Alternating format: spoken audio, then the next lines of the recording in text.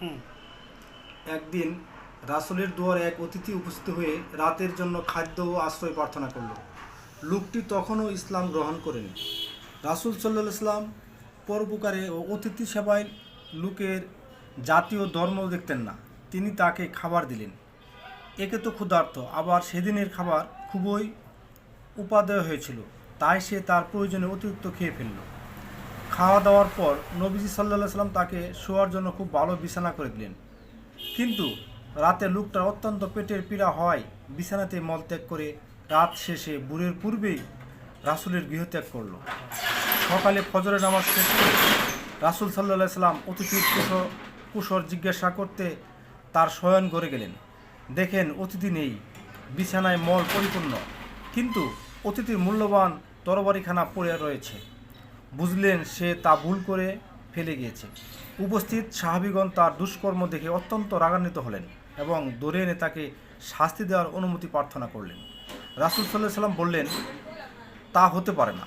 অতিথির পেটে পীড়ার জন্যই আমি হয়তো দায়ী, কেননা আমার ওই বাড়িতে খাবার খেয়ে তার এরূপ অসুখ হয়েছিল।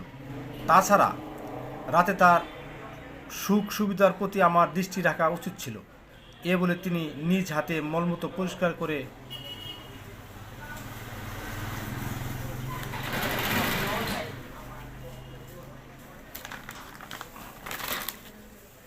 ধুচ্ছেন, মলমূত্র পরিষ্কার করে ধুচ্ছেন। তখন দেখতে পেলেন রাতের অতিথি তার তরবারির জন্য ফিরে এসেছে। বেচারা বয়ে রাসূলের নিকট যেতে পারছিল না।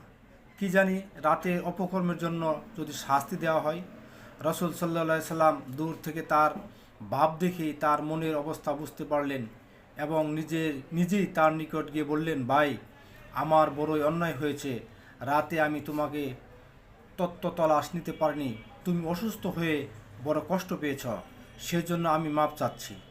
আমার অপরাধ ক্ষমা করো। অতিথি রাসূলের এরূপ কথা শুনে তো অবাক। কোথায় সে শাস্তির বই রাসূলের নিকট আসতে ভয় পাচ্ছিল, আর কোথায় রাসূল নিজেই কিনা তার নিকট ক্ষমা প্রার্থনা করছেন। তার মন গলে গেল। সে তখনও ইসলাম কবুল করে প্রিয় নবীর নবুয়তের বিশ্বাস স্থাপন করল এবং অনুরূপ বক্তে পরিণত হলো।